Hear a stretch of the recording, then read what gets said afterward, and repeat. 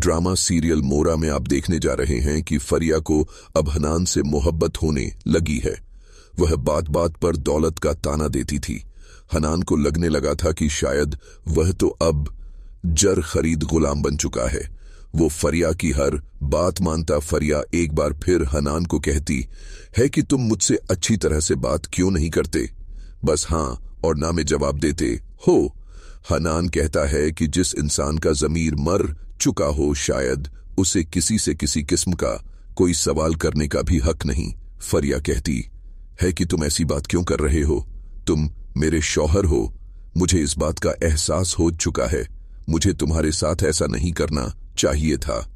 हनान कहता है कि अब आप जो कहेंगी वह मैं करने के लिए तैयार हूं, मैं आपकी हर बात मानूंगा। यह बात सुनकर फरिया कहती है कि मुझे मोहब्बत भीख में नहीं चाहिए, मुझे तुमसे मोहब्बत होने लगी है, तुम बहुत ही अच्छे इंसान हो।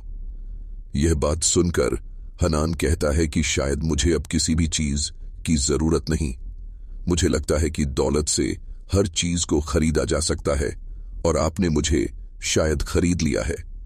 फरिया कहती है कि हनान, आपके इस रवैया की वजह से मैं बहुत ही ज्यादा परेशान हूं। मैं चाहती हूं कि हम अच्छे तरीके से मियां बीवी की तरह रहें।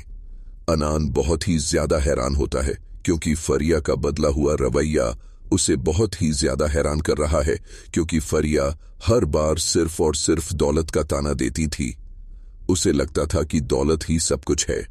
हनान कहता है कि आप शायद मेरे बारे में कुछ अजीब सोच रही हैं, जिस पर फरिया कहती है कि क्या ना सोचूं, क्या आप मुझसे मोहब्बत नहीं करते। यह बात सुनकर हनान कहता है कि आपको लगता है कि मुझे मोहब्बत का हक है, शायद ऐसे हालात में तो मुझे मोहब्बत का कोई हक नहीं।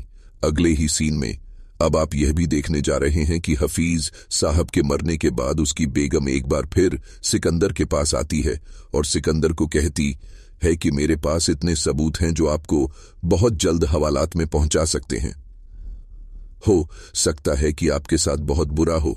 यह बात सुनकर सिकंदर कहता है कि आप कहना क्या चाहती हैं, मैं चाहती हूं कि बस मुझे मेरी मुंह मांगी रकम मिल जाए और उसके बाद मैं खामोशी से बैठ जाऊंगी, न हो ईं तो तुम्हारे खिलाफ कार्रवाई करूंगी और तुम्हें बहुत जल्द लंबी सजा मिलेगी।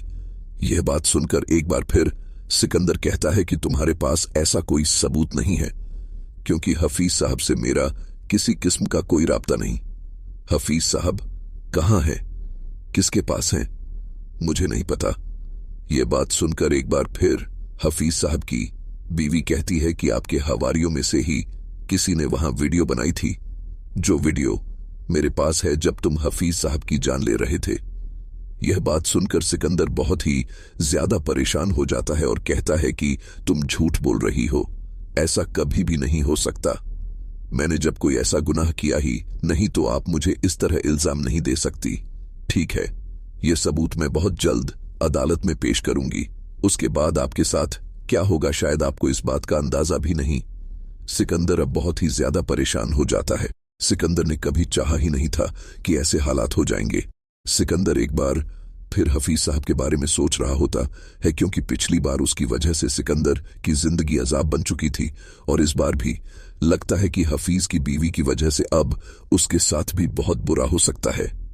अब सिकंदर एक बार फिर कहता है कि आपको कितनी रकम चाहिए, मुझे बता दें, आपको पैसे मिल जाएंगे, मुझे वह सबूत चाहिए।